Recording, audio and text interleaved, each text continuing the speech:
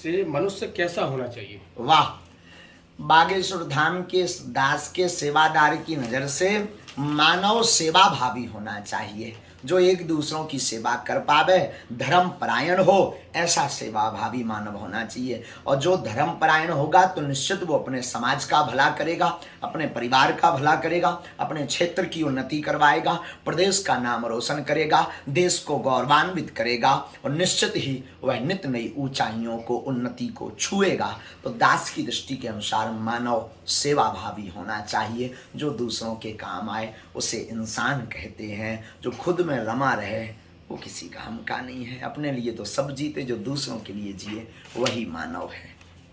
गुरुदेव, एक आखिरी सवाल और है जी।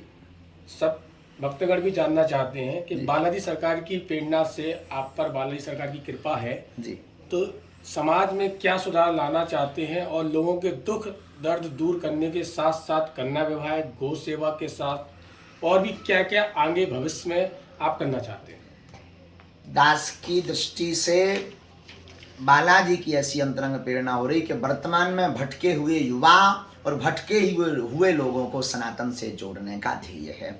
समाज में यही सुधार लाने की क्रांति मन में जग रही है कि सबसे पहले मानवता आ जाए, जो प्रायः लुप्त होती जा रही। मानवता आ जाएगी और सनातन धर्म के प्रति कट्टरता भाव प्रकट हो जाएगा और सबको लेकर चलने की दृढ़ता आ जाएगी, तो निश्चित रूप से हमारा देश विश्व गुरु बनेगा। और वर्तमान में मानवता खत्म हो रही है, उसकी तरफ हमारे मन में प्रेरणा है कि उस पर कार्य करना बहुत आवश्यक है। केंद्रित बात यही है।